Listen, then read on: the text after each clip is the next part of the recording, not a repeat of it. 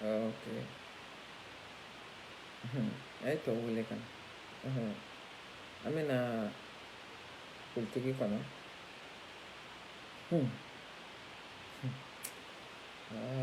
Fasoba mali. Fasoba mali, fasoba mali. Fasoba mali, fasoba mali. Hey, hey, Madame Togo. Comment ça va? Igana tare tu ano. Hey, hey, Maru. Comment ça va? Magistral. Comment ça va? Ok. An bi an b'a daminɛ u b'an sɔrɔ a la yen. N balimaw ko hélicoptère 4 nana. Hélicoptère ninnu na don dɔ kun bɛ kɛnɛ kan yen. O tigi ko a fɔra olu ye ko hélicoptère 2 k'u nana k'u y'a sɔrɔ ko hélicoptère ye 4 ye k'o kɛra surprise ye. A t'a kɛ ala kama a ka maliyɛnw bonya. A surprise yɔrɔ ye jumɛn ye? U kamana gannen don u bɛna hélicoptère ninnu u bɛna fɔ k'a sɔrɔla cogo min na. A n'a kɛra surprise ye o ye kelen ye. L'état est une continuité. I bɛ ka taara ka fɛn o fɛn balannen to a bi k'o bɛɛ ta k'o attribuer a yɛrɛ la. Mais o tɛ problème ye. Est ce que a wari bɔra aw kunna de? A wari bɔra a ka jufa la a ta don wa? N ko faso impôt de don. Faso impôt de tɛ ka fara ɲɔgɔn kan ka di aw ma wa? O kɔrɔ ye ka aw y'o kɛ wa? Maliyɛnw de y'a kɛ. Maliyɛnw ka nafolo de don. O bɛ se ka kɛ aw ta ye cogo di? U nana ni hélicoptère ye, u ye hélicoptère 4 san. A sanna faso nafolo de la. Faso nafolo, les impôts maliens. Maliyɛnw ka impôt a sanna o de la. Voilà. I bɛ k'a ye baara min kɛ ka taa dɛ. An nkalontigɛla taa tiɲɛniw a ko ko 1000 et quelques milliards min suyɛna dɛ. Nin bɛɛ y'a tɔ de ye. Kaba don ne m'a fɔ aw ye. N ko sorasi minɛ tɛ n bɛ taa sugu la ka taa san ye. Sorasi minɛ tɛ n ko n b'a taa ka taa san yan nɔ. N ko jamana bɛɛ n'i ta don min bɛ adapté ka yɔrɔ la n k'i b'o de san. A tɛ dilan ka bila. I bɛ commande de kɛ. N nana ka misali yɛrɛ di. Irisiw ye Charles de Gaulle porte avion ninnu minnu bɛ kɛ kɔgɔji kan. Irisiw y'a commandé Faransi bolo. Irisiw y'a commandé Faransi bolo. Ani Ukraine kɛlɛ donna ɲɔgɔn na. Ukraine kɛlɛ Poutine taara Ukraine occupé. François Hollande ko n'a ma ka minɛnw cɛ ka bɔ yen k'u t'a ka bateau livré a ma. Est ce que a kɛlɛ taara ɲɛ? Crimée a tun bɛ fɛ ka Poutine tun bɛ fɛ ka Crimée minɛ k'a fara a ka yɔrɔ kan. A kɛlɛ dogora jɔni na? F'u ye avion dɔ abattu, avion in jiginna a bɛɛ tun ye passager ye plus de 200 et quelques personnes. A kɛra u ɲɛna ko Poutine de ka avion don. Aw ɲinɛ n'o kɔ. Donc tubabu mago tɛ ban ɲɔgɔn na fo ka diɲɛ wuli. Tubabu mago tɛ ban ɲɔgɔn na. Aw de bɛ ɲɔgɔn ɲimi o. N'o tɛ tubabu tɛ ɲɔgɔn kɛlɛ o. Parce que olu mago tɛ ban ɲɔgɔn na de. Olu mago tɛ ban ɲɔgɔn na. C'est-à-dire a ba aw ɲɛna k'a bɛ ka vie ignorance min cɛ la ko diɲɛ bɛ ka tourner o ignorance de cɛ la. Walayi fa b'a la a bɛ ne ni Ala cɛ. Aw hakili la ko aw kɛlen bɛ k'a kɛ Mali ko kɛ fɛn min ye ko o de bɛ ka diɲɛ gouverner. Anw ye nkalon tigɛ peuple ye k'an ka président gɛn k'o lataga. An ka président gɛnnen anw ye kuma o kuma fɔ a bɛɛ tun ye nkalon ye. Anw ko ni faso ko kuma na anw ye faso problème de ta k'o kɛ k'an ka président kɛlɛ nkalon kan k'a sɔrɔ anw ko ni faso ko la anw ko bɛ jɔyɔrɔ ɲini de la. Anw y'o jɔyɔrɔ sɔrɔ sisan. Donc sisan anw bɛ fɛ fasodenw ka tugu anw kɔ o nkalon kan. Anw bɛ fɛ sisan fasodenw ka sɔn anw ye o nkalon kan. O kumana su kora kuma jumɛn n'an bɛ filan da yɔrɔ ma? su kora kuma jumɛn n'an bɛ fila da yɔrɔ ma aw ma nin bɛɛ kɛ sisan mɔgɔw ɲɛ walen ɲɛna aw bɛ tila tuguni ko mɔgɔw ka sɔn aw ye ka tugu aw kɔ mɔgɔ si ma nin sɔrɔsi ninnu mangoya ni M5 ta ɲinina ninnu tɛ ta ɲinina M5 de o de sɔrɔsi ninnu mangoya a bɛ ni ala cɛ l'erreur le plus monumental Hachim y'a boli min k'a da kɔnɔ k'ale ye fɛn di M5 ma comment dirais-je a ye yɔrɔ in tɔgɔ bɔra n kɔnɔ k'a ye primature di M5 ma o m'a bɔ dɛ an ɲɛ b'a la M5 mɔgɔw de kɛlen bɛ k'i lakoli Hachim i kɛlen bɛ ka maliyɛnw diviser diviselen de don i fɛ Hachim fɛn o fɛn bɛ kulo la i nɔfɛ fɛn o fɛn bɛ wowo ci la i nɔfɛ fɛn o fɛn bɛ nkalon tigɛ la i nɔfɛ ka nkalon yɛlɛma diyagoya la k'u b'o kɛ tiɲɛ ye ka maliyɛnw lasɔn a bɛɛ ye M5 mɔgɔw ye donc aw bɛ fɛ cogo di ko tɔw ka tugu aw kɔ o nkalon kan n'i ye maliyɛnw kɛ kelen ye don min na k'a dɔn k'a fɔ ko kɔnɔkulu jɛlen de bɛ bi fɔ donc ce jour là ça va aller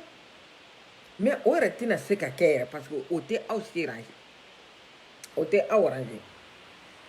ɲɛ b'a la o don o Amara Bacili ka publication dɔ kelen bɛ ka Amara Bacili kelen bɛ k'a sɛbɛn ko les Maliens quand on doit prolonger la transition ou bien on part aveuglément à l'élection Amara on part aveuglément à l'élection i y'a faamu on part aveuglément à l'élection et ça c'est pas la première fois qu'on part aveuglément à l'élection i y'a faamu ok donc e hakila k'a ye tapage min kɛ tile fila in na ka Elisu nalen ka tapage min kɛ tile fila in na o aw hakili la k'o de bɛna maliyɛnw lasɔn aw ye aw hakili la k'o de bɛna maliyɛnw lasɔn aw ye ko ka dɔ fara transition kan jaa fa b'a la o aw hakili la ko mɔgɔw tɛ kalama de ya aw hakili la ko mɔgɔw tɛ kalama aw ni ala cɛ aw bɛ se communauté internationale ka sanction kɔrɔ aw bɛ se o kɔrɔ faire souffrir le peuple pour que a ka intérêt fitinin dɔrɔn e kun b'i ka butigi feere la i dɛsɛra i ka butigi feere la i ye butigi datugu sisan i ye wari sɔrɔ i ye jagakun sɔrɔ i b'i change bazɛnw ni fɛnw na i bɛnnen kun don sisan i wulila faso nafolo la i wulila faso kɔ kan sisan donc e bɛ fɛ transition ka continuer e fɛnɛ ka to faso nafolo ka o bénéficier i bɛ jelibaya la Choguel nɔfɛ an ɲɛ b'i la o i bɛ jelibaya la Choguel nɔfɛ transition kɛ le 22 février aw da de y'a fɔ k'a b'a respecter aw da de y'a fɔ ko le 22 février k'a b'a respecter a ma fɔ maa si kɔfɛ a bɔra aw da baara de la ko le 22 février k'a bi transition k'a b'a respecter aw m'a fɔ bon pourquoi n'a ko k'a bi transition respecter le 22 février ni jɛgɛ mɔna kan min kan kɔn mana kan min kan a bɛ jɛgɛ tila o kan kan dɛ voilà ni kɔn mɔna kan min ka kɛ a bɛ jɛgɛ tila o kan kan voilà baarakɛbali sokɛbali nantankolo ninnu a bɛ taa baara de kɛ bɛɛ bɛ baara de kɛ maa si ma ye diɲɛ kɔnɔ ko politiki ye jamana jɔ politiki bɛ jamana min jɔ o t'aw ka jamana ye politiki min bɛ kɛ tiɲɛ kan ni namara tɛ k'a la dɛ o ye farajɛw ka politiki de o tiɲɛ ka ca n'a nkalon ye aw ka nkalon de ka ca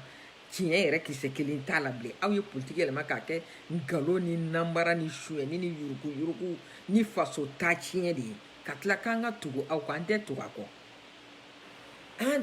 a kɔ bi an tɛ tugu a kɔ sini walahi ko on va à l'élection ou on va prolonger aveuglément c'est toi qui es aveugle Amara Bacili c'est toi qui es aveugle sourd ou muet sinon nous on voit très bien nous on voit jusqu'à l'horizon anw ɲɛ bɛ min na kɛ anw ɲɛ bɛ min na anw sigilen ɲɛ bɛ min na Amara Bacili hali ne yɛrɛla kulu ka i t'a ye a bɛ ne ni ala cɛ hali ne yɛlɛla kulu ka i t'a ye parce que e bi yɔrɔ o yɔrɔ la sisan transition ka prolonger dɔrɔn e k'i ta sɔrɔ voilà e fɛnɛ kana kɛ ka dimi ɲɔgɔn ye ka n'i sigi dabaya la ka wasana an ka impôt suyɛnen ka di i ma k'i jufa fa e fɛnɛ b'o yɔrɔ de ɲini an tɛ bi an tɛ sini a bɛ taa baara de kɛ voilà a bɛ taa baara de kɛ danga to ka dese ka butigi feereli la k'i ka butigi bila ka boli daminɛ politiki mɔgɔw nɔfɛ Choguel nana sisan bɛɛ m'i da tugulen mun bɛ i m'a da IBK kan ngalon kan mun bɛ i m'a da IBK kan ngalon kan n'i ye min kɛ cɛw tatɔ la walahi bilahi u b'a k'i segitɔ la a b'a segin n'o de ye n'i ye min kɛ cɛw tatɔ la u b'a k'i segitɔ la de quel droit transition bɛ prolonger de quel droit embargo bɛ mɔgɔ minnu kan u tɛ se ka taa diɲɛ yɔrɔ si u tɛ se ka taa diɲɛ yɔrɔ si han an binna mun na k'an tɛ wuli ka b'o la an binna mun na k'an tɛ wuli ka b'o la an binna mun na k'an tɛ wuli ka b'o la ka transition prolonger a tɛ prolonger yan walahi a tɛ prolonger a tɛ prolonger an ɲɛ tɛ ɲɛsi la a bolo k'a bɛ prolonger ka da kun min kan a y'a fɔ an ye a ye dugu joli libéré hali o don u ma taa aw ka minɛnw halaki ça fait des millions des dizaines de millions u taara aw ka minɛn minnu halaki terroristes taara ka minɛn minnu halaki han ça fait des dizaines des centaines de millions a ka porte char minnu jenina donc anw b'a si kɛ nin na anw b'a si kɛ nin na minɛnw nana kɛ mais ni ne yɛrɛ sali ɲininka ni kɛlɛ in tɛ sanfɛ kɛlɛ ye dɛ ni kɛlɛ in ye duguma kɛlɛ de voilà ni kɛlɛ in ye duguma kɛlɛ de n'a bannen don kɛlɛ ma ka taa sɔri fɛnw kɔnɔ bureau kɔnɔ wallahi a bɛ bɔ n'a ma bɔ a kana da chariw sanni ma dɛ a ye arafaliw san ani fɛn français ka fɛn tɔgɔ di français ka avion teliman hali n'a y'o san ni kɛlɛ in mago bɛ minɛ de la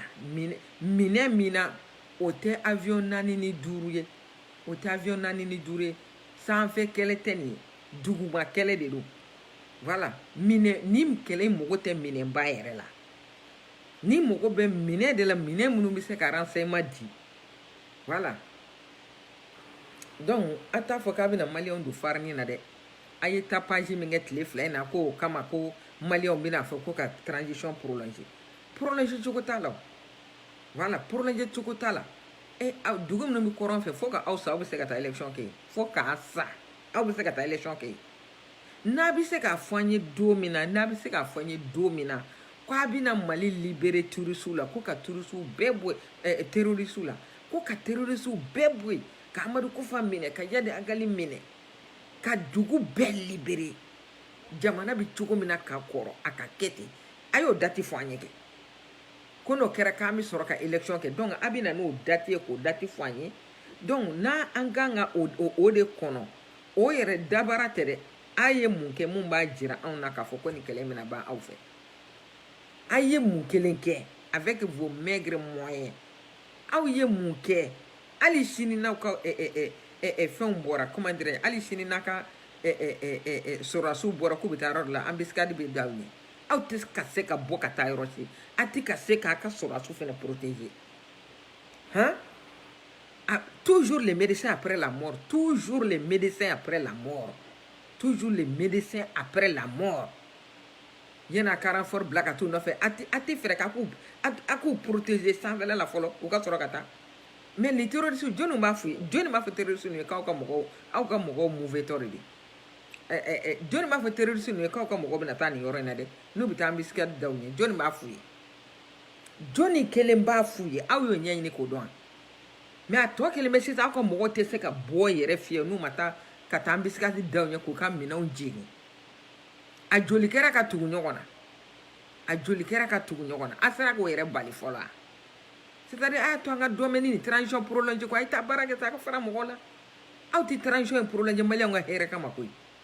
a t'a prolonger maliyɛnw ka hɛrɛ kama n'a bɛ maliyɛnw ka hɛrɛ fɛ a bɛ élection kɛ ka taa ka place di un président démocratiquement élu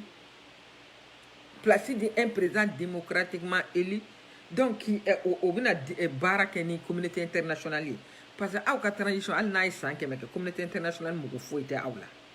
a mɔgɔ foyi tɛ aw la pour eux vous êtes des pour eux vous êtes des comment dirais-je des criminels aw ɲinɛna an na cogo de quoi transition min bɛ prolonger o y'aw ta ye président ma sa na aw nana koyi nka aw ye président gɛn ka taa de ne ko nafa jumɛn ni aw yɛrɛ ka nafa tɛ nafa min yera coup d'état in na a y'a fɔ ne kɛ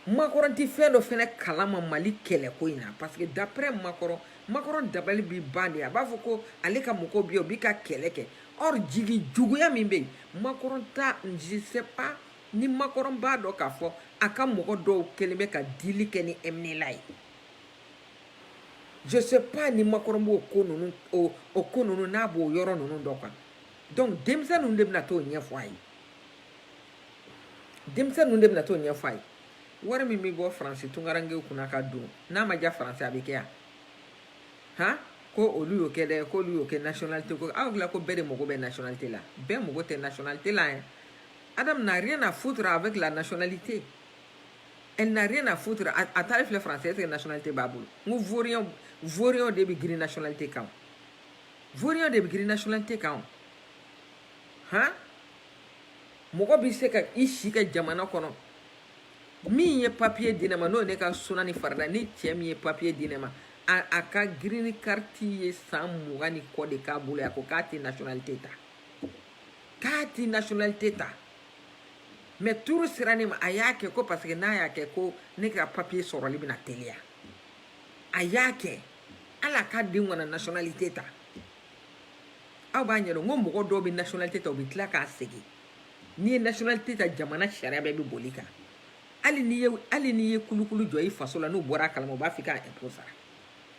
ni dɔrɔmɛ 20 b'i bolo banque la diɲɛ yɔrɔ o yɔrɔ u b'a fɔ k'i k'a impôt sara hali n'i y'a k'i den tɔgɔ la u b'a fɔ ko o ma taa sɔrɔ u b'a fɔ k'i k'a impôt sara ne ye mɔgɔw ye mun a ye taa google k'a ka a youtube k'a ka taa taper mɔgɔw ye minnu y'u ka fɛn dɔ k'u den tɔgɔ la san o san u bɛ min sara yan nɔ taxi la ala de b'a hakɛ dɔn o obligé la ka nationalité rendre aw b'a kɛla ko nationalité mun ye c'est pas la fin du monde c'est un document de voyage n ko lagalagatɔ de bɛ girin papier kɔ ce n'est qu'un document de voyage i mana papier sɔrɔ farajɛla ka ban n'i ye papier yɛrɛ sɔrɔ ka ban i ye kungo sɔrɔ de parce que i dogolen tɛ tuguni i ka sɔrɔ dogolen tɛ tuguni sariya bɛɛ bɛ boli kan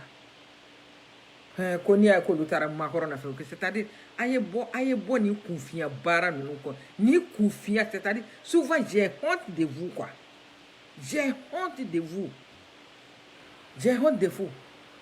ninnu y'a dɔn k'a fɔ ko sigi ka kuma de bɛ ko bɛɛ ban sigi ka kuma o de bɛ fɛn bɛɛ ban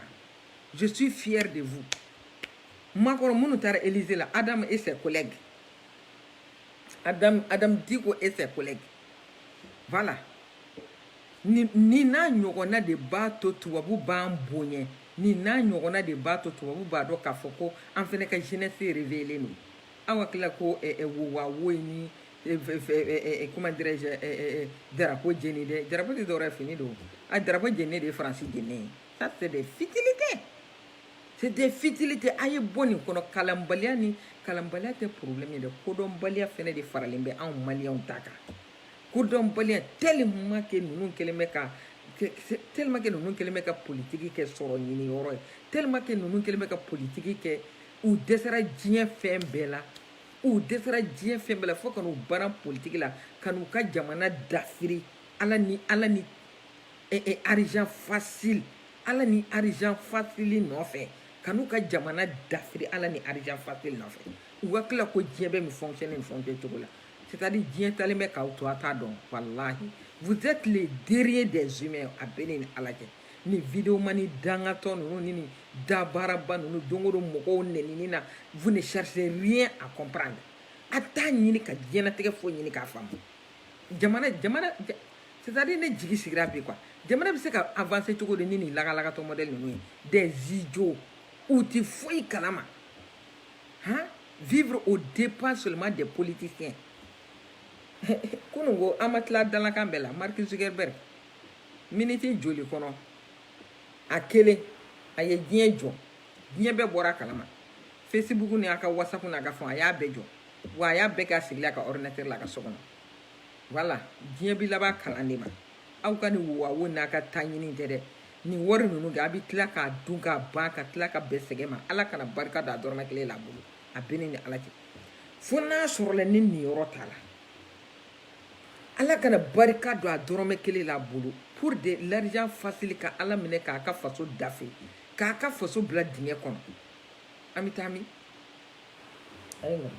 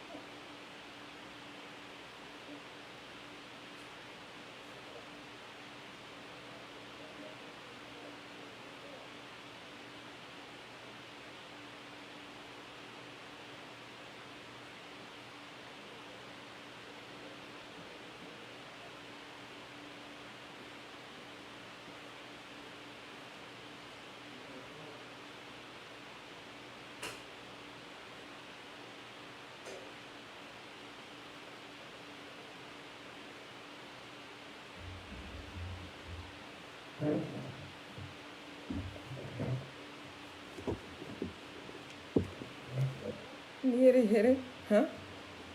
Jela bɛ se ka to huwa wani dabarabaya ni ma neni ma Facebook la ngalontigɛ la yala la politique mɔgɔ nɔfɛ n'a bɔra nin nɔfɛ a bɛ taa nin nɔfɛ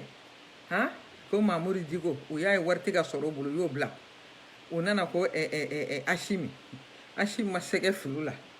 sisan ko Sogɛli yɛrɛ b'a yɛrɛ ɲini o awɔ Sogɛli b'a yɛrɛ ɲini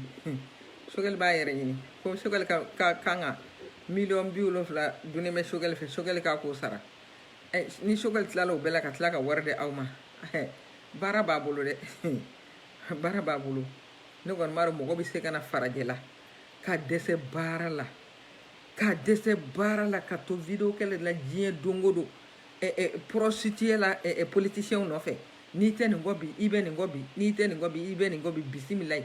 k'i ɲɛsin i ka baara ma ka t'i ka baara kɛ i bɛ min sɔrɔ o la jɔnni bɛ se k'o d'i ma Mali la jɔnni bɛ se k'o d'i ma Mali la hali n'o tigi y'o d'i ma Mali la kunnadali b'o kɔfɛ donc vraiment denmisɛn ninnu talen Macron rencontré a ni n k'a ma diya n ye n ye nkalon tigɛ walahi a diyara n ye yɛrɛ mais u y'o ye dɔrɔn fa de donn'u na ko ko sisan kɔni k'an ka château kɔni n'o y'an ka château wuruba de an ka château karsɔnama walahi Siko ka soldat sabali sa e t'a dɔn ne denkɛ de ye Siko ye ah non e k'i sen bɔ a la a to n'u cɛ voilà ni min ye o y'o don tiɲɛ de man d'a ye o tiɲɛ fɔli de man d'a ye voilà tiɲɛ fɔli de man d'a ye Siko y'a fɛ k'a tɛ baara la Siko bɛ baara la Siko ye so min jira est-ce que baarakɛbali bɛ se k'o sɔrɔ Siko bɛ baara kɛ voilà Siko bɛ baara kɛ a b'a ka video kɛ mais a ma ɲinɛ a yɛrɛ kɔ Siko bɛ baara kɛ je suis fier de lui Siko ye so min jira baarakɛbali tɛ se k'o so sɔrɔ dɛ awɔ o so tɛ sɔrɔ video kɛ la i kɔni bɛ se ka coup de main sɔrɔ u bɛ se k'i dɛmɛ yɔrɔ dɔ la mais Siko ye so min jɔ n'i bɛ t'i baara kɛ tɛ se k'o sɔrɔ baarakɛbali t'o sɔrɔ jɔnni sigira n'a ye ko Siko bɛ se ka nin ɲɔgɔnna baara ni ɲɔgɔnna so jɔ hali fɛn min tɛ ne a b'o kɛ voilà donc e k'i sen bɔ a la donc vraiment c'est honteux transition ko ye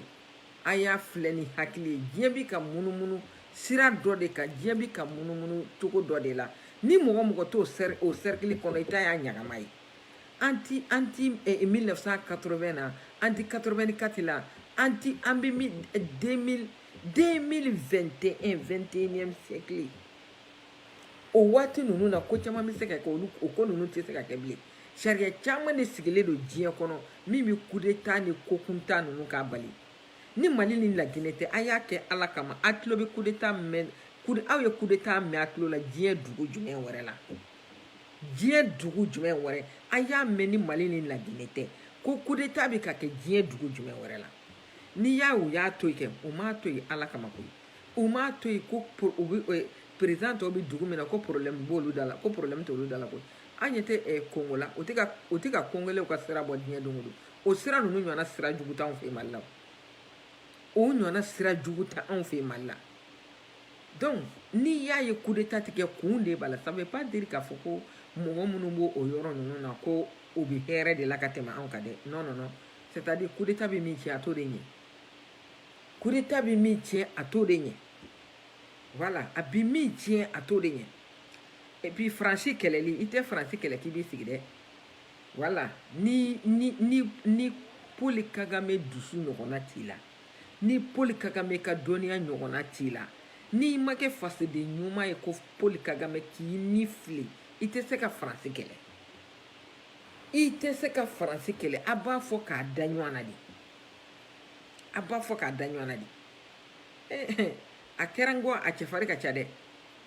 n'a kun kɛra ne ɲɛna a cɛfari ka ca mais n'a kɛra ɲɛna a tɛ se ka foyi kɛ voilà an bi ka tɛgɛrɛ fɔ Asimi kun bi tɛgɛrɛ bɛ ka fɔ Asimi kun dɔ b'a la Faransi u ye Faransi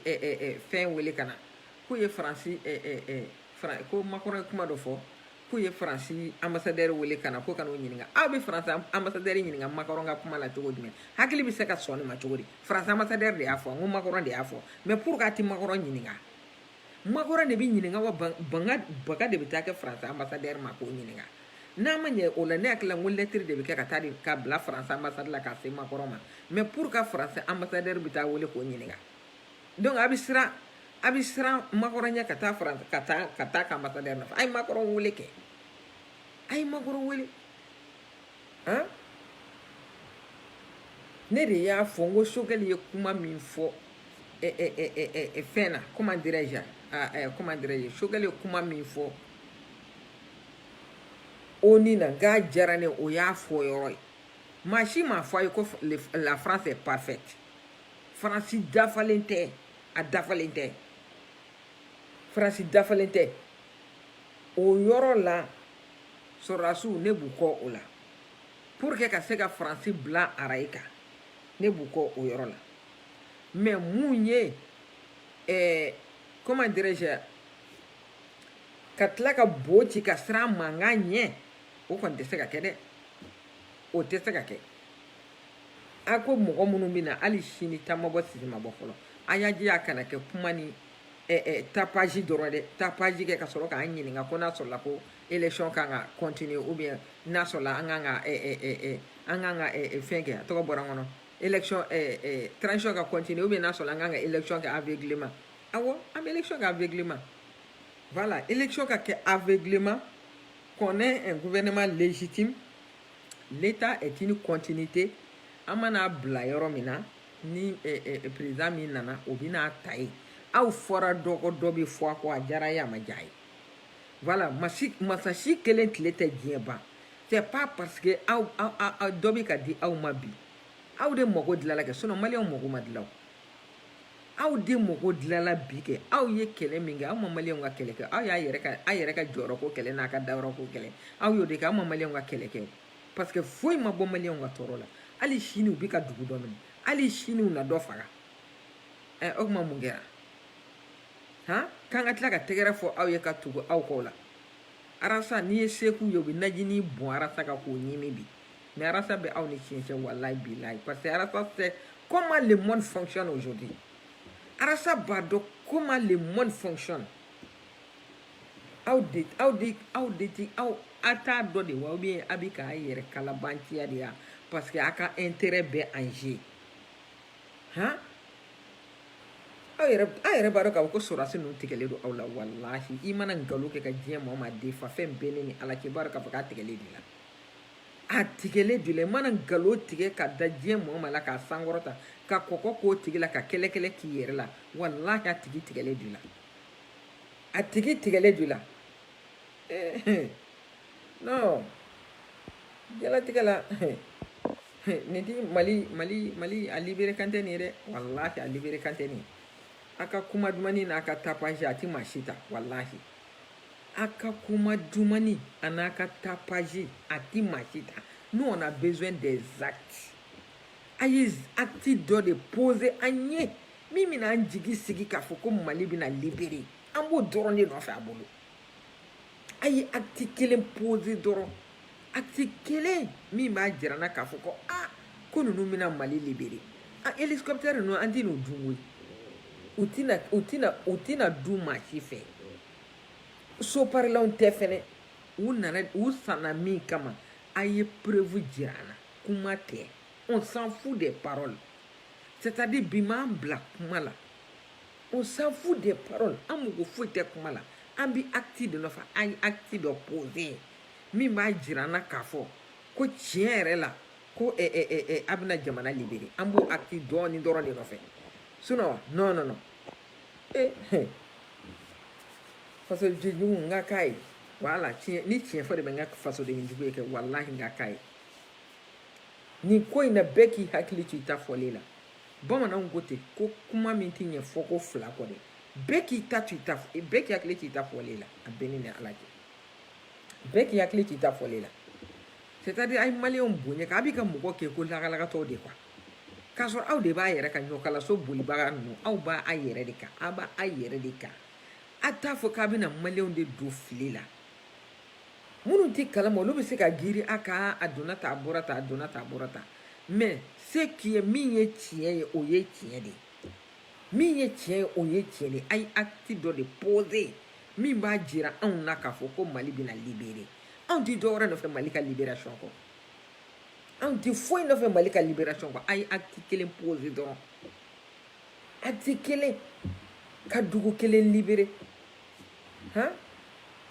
hali aw ka fɛn tɛ se ka aw ka sɔrɔsiw tɛ se ka bɔ ka taa diɲɛ yɔrɔ si n'u ma taa an bɛ se ka da aw ɲɛ k'an ka minɛnw jeni han minɛnw bɛ ka sa u bɛ ka jeni nin bɛɛ kɛra IBK la an b'a fɔ ko IBK tɛ dɛsɛra k'IBK dɛsɛra ko o ye fugari de ye ok ni IBK dɛsɛra a b'a bolo bi ka fɛn ye wulu da kolo ye wulu da kɔnɔ k'a ka maga Alahu akibaru donc an bɛ min fɔ a ye non non non Amara Bacili i ka publication non non non nous ne sommes pas des idiots wallahi nous ne sommes pas des idiots nous ne sommes pas des idiots Amara nous ne sommes pas des idiots a tɛ kɛ nous ne sommes pas des idiots donc an bɛ min f'i ye i bɛna ni kuma wɛrɛ i bɛ ko wɛrɛ kɛ a bɛ preuve de jira an na preuve dalilu a bɛ dalilu de jira an na min b'a jira an na k'a fɔ ko vous êtes capable de libérer les Mali n'a kun y'o baaraw daminɛ sisan an b'a fɔ ninnu bɛ baara donc an ka dɔ fara transition kan pour que u bɛ se k'u ka baara kun kɛ mais fɛn nana fɛn jɔgɔ bɔra n kɔnɔ machine min bɛ pas sanfɛ hélicoptère nana mais hélicoptère nana ça veut dire quoi ça veut dire quoi a hélicoptère nana u ye baara kɛ hélicoptère nalen de baara kɛlen ye o nalen de baara kɛlen ye hélicoptère nalen de baara kɛlen o y'a bannen ye han ɲamɛ bennen kɔlɔn kɔnɔ a kun bɔra o ye mun kɛra o la a fɔra ye de ko maliyɛnw de tɔɲɔnnen don k'u bɛ ka dugu de minɛ diɲɛ don o don u bɛ ka mɔgɔw de bɔnɛ u ni na diɲɛ don o don ko aw de ye sɔrɔlasiw ye ko ka fɛɛrɛ de siri o ko ninnu na a k'a ma ko Wagner bɛna na an ko k'a kana ni Wagner ye aw de ye sɔrɔlasiw ye n'a b'a dɔn k'a fɔ ko Wagner bɛna tiɲɛ yɛrɛ la ça va être utile pour nous nka ka na n'u ye ne yɛrɛ ko ten n'u nali ça va être utile pour nous a ye na n'u ye ngo a bɛ se ka jamana in libérer cogo cogo an y'a libérer ten ngo parce que ne Faransi t'i dɛmɛ yɔrɔ min na maa si m'a fɔ a ye ko Faransi dafalen don maa si de m'a fɔ a ye ko Faransi dafalen don parce que i tɛ se ka san 10 kɛ mɔgɔw ka jamana kɔnɔ k'i nana kɛlɛkɛ la ta tɛ b'o la sisi tɛ b'o la Choguel taara kuma min fɔ Nations Unies na devant le monde entier nka diyara ne ye ne ma condamné o nka diyara ne ye n'a ye baara ɲuman min kɛ an b'o fɔ mais k'a fɔ de k'a bɛna maɲɔfara banfula de ta k'o coro an kunna nkalon kan k'an birilen ɲɔni nkalon kan k'a fɔ u ye baara kɛ de u y'a don tan u y'a kɛ bɔ tan an b'u ka baara min nɔfɛ o ye Mali libération de hali bi taama b'o la sisima b'o la an b'o de nɔfɛ Mali libération voilà hélicoptère 2 nana an taara an y'a sɔrɔ hélicoptère 4 don a y'a sɔrɔ 4 don est ce que kelen 2 min nana o olu nana u yɛrɛ de u ma n'u yɛrɛ ye o aw bɛ se k'a fɔ diɲɛ kɔnɔ ko IBK taw ye IBK ka sanni o ye a tɛ se k'o fɔ dɛ a tɛ se k'o fɔ a tɛ se k'a fɔ ko IBK ka sanni o ye parce que aw nɔfɛ nkalontigɛla kala banciw bi nkalontigɛla diɲɛ don o don tɛgɛrɛ fɔ la diɲɛ don o don u y'a don tan u y'a bɔ tan non non non a y'a kɛ Ala ni kira kama c'est à dire fadenya tɛ quoi wallahi fadenya tɛ an tɛ course la an tɛ concours la Mali ko problème de don c'est pas obligatoire que an bɛɛ hakilila ka kɛ kelen ye n'an bɛɛ hakilila ka kɛra kelen ye donc o kɔrɔ de ko jamana bɛɛ ka jɛ ka kɛ i jo ye ou bien jamana bɛɛ ka jɛ ka kɛ comment dirais-je visionnaire ye ça peut pas aller an na mɔgɔ bɛɛ hakilila tɛ ka kɛ kelen ye jamana kɔnɔ aw filɛ ka bɛɛ ka tugu aw kɔ ka tɛgɛrɛ fɔ transition dɔ transition dɔ non on peut pas le faire non non non an ka donda tɛ kelen an ka hakililaw tɛ kelen an ka donda tɛ kelen an ka hakililaw tɛ kelen aw y'a si kɛ ka IBK nɛniya k'a tan cogo bɛɛ ka d'a ye o problème yɛrɛ tɛ mais anw y'an bolo si diɲɛ yɔrɔ o yɔrɔ tile taara bɔ yen an y'an bolo si diɲɛ yɔrɔ o yɔrɔ tile taara bɔ yen donc aw kan ka dɔn k'a fɔ ko anw b'a ni dɔnniya cɛ quoi dɔnniya bɛɛ tɛ kalan ka dɔnniya anw b'a ni dɔnniya cɛ an mago bɛ min na o ye Mali ka libération de a y'a fɔ an ye n'a y'a fɔ n bɛna kuma kun cɛ ni min ye n'a y'a fɔ an ye date min na d'ici 2 mois d'ici 3 mois Mali dugu minnu minɛna an bɛ n'olu libérer an bɛna Amadu Kufa minɛ an bɛna Yadi Agali minɛ ka Mali libérer ka réfugiés ka rentrer mɔgɔw ka t'u ka sɛnɛkɛw la mɔgɔw ka t'u ka cikɛw la an kun bɛ cogo min na ka kɔrɔ an ka segin o an bɛ se ka baara kɛ an ka segin o kɔrɔlen na mais a bɛ nin time hakɛ in ta aw y'o fɔ anw ye aw y'a fɔ an ye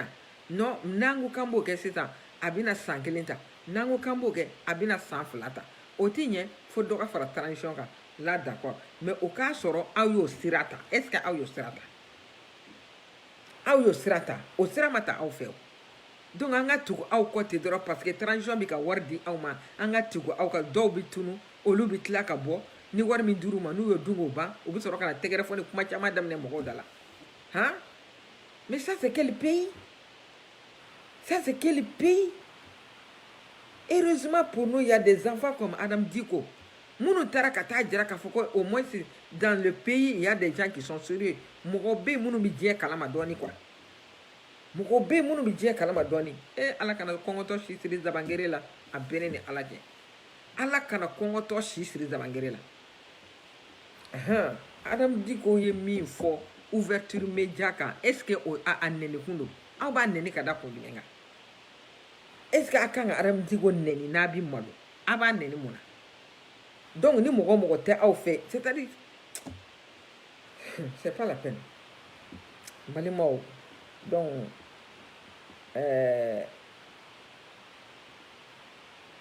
an bɛna bi ta bila yan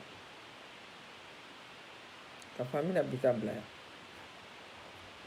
mɔgɔ mɔgɔ bɛ min na n b'a bɛɛ lajɛlen fo a fɔ n b'a bɛɛ lajɛlen fo transition nɔfɛ tɛgɛrɛ fɔ ne ti tɛgɛrɛ fɔ transition nɔfɛ fo n k'a ye u kɛlen bɛ ka acte dɔ poser mun ye Mali libération ye ni libération baara daminɛ diɲɛ don o don aw ka se ka ka ne sali lajɛ a bɛɛ ni ala cɛ ni nin transition ye Mali libération baara daminɛ diɲɛ don o don a y'a sigi a ka ne lajɛ ne de bɛna k'u ka jeli ye o don mais ne ti maa majamu nkalon kan dɛ n ti maa si majamu nkalon kan maa ka dɔrɔmɛ 1 tɛ n kɔnɔ hakili la n bɛ taa hakili la de fɛ n'i ye maa ka wari minɛ wajibi b'o tulo dun ka kuma de fɔ ne ti maa si tulo dun ka kuma fɔ non non non ne ti maa si tulo dun ka kuma fɔ n'i ye mɔgɔ ka wari minɛ i kɛra a ka jɔn de i b'a tulo dun ka kuma fɔ n ti maa ka wari minɛ ma deli ka maa ka wari minɛ wa n ti n'a minɛ wa n ti maa tulo dun ka kuma fɔ voilà n'u ye Mali libération baara daminɛ diɲɛ don o don ko ninnu de bɛ ka baara kɛ ko Mali bɛ ka libérer Wagner nana wo Wagner ma na wo u ye baara de daminɛ min bɛna se ka n yɛrɛ ni ala cɛ n b'a dɔn tiɲɛ yɛrɛ yɛrɛ la ninnu bɛ baara la u bɛna Mali libérer yɔrɔ kuma ninnu tɛ dɛ kuma ninnu ça nous impressionne pas kuma ninnu ti anw ta han kuma ninnu discours duman ninnu ni fɛnw ne ye min fɔ kabi kelen Choguel n k'a taara dénonceli min kɛ ka France dénoncer devant le monde entier ni cogo la n k'a diyara ne sinon IBK ye caman fɔ a la Cheikh Modibo Jara caman fɔ a la Kadhafi kun Kadhafi ONU ka charte fɔra k'a fili yan a labanna min a sarala min na est ce que a nana o kɔfɛ mɔgɔ de ni fa Occident ye fila ye mɔgɔ de ni Occidentaux ye fila ye mɔgɔ de ni tubabu bɛ kɛlɛ mɔgɔ de ni tubabu bɛ kɛlɛ Kadhafi ye Nations Unies ka charte fɔra k'a fili est ce que a nana o kɔfɛ a y'a fɔ ɲɛna a nana o kɔfɛ lagalakatɔya min bɛ Mali la ka mɔgɔ ɲamadenw kɛ halalaw ye wari nɔfɛ o tɛ kɛ ka diɲɛ gouverner o tɛ ka kɛ ka diɲɛ gouverner o tɛ ka kɛ ka diɲɛ gouverner comment Basiru ne filɛ baarakɛyɔrɔ de la ten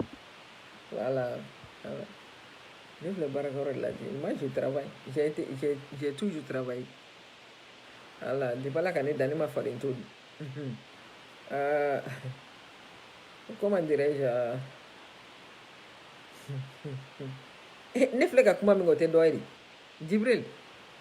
ne filɛ ka kuma min kɛ mun ye se yan nɔ ça c'est quelque chose ne filɛ ka kuma min kɛ o fana ye dɔ de ye e fana ye mun kɛ toi tu as fait quoi pour le Mali e yɛrɛ RMG Mali. Et fait qu'il t'a fait moi, je n'ai rien fait pour le Mali, mais j'aime mon pays. J'aime mon pays. Ne ka kuma bi coach, a bɛ se ka ko caman bali. Mɔgɔ kelen kelen bɛ olu bɛ kuma. Peut-être n b'a fɔ a bɛ se k'olu la réveiller. Mais toi, qu'est-ce que tu fous ici? Ok. Tu as la chance, j'arrive pas. J'arrive pas. Tu as la chance. J'arrive pas, mais ça va aller. Galoka. Jamais. Ne t'u ta nu galoka dɛ. Wallahi, ne t'u ta nu galoka n'u ye min kɛ ne b'o fɔ. Voilà. Ni n y'a ye diɲɛ don o don ko Mali commencera ka libérer, o commencera ka kɛlɛ kɛ, ils ont commencé à traquer les terroristes, ils ont commencé à traquer, comment dirais-je, les bandits. Voilà. Là, je sais comment je vais faire. Mais avant ça, non, ne tout à nous galoga. Non. Moi, je suis digne pour ça.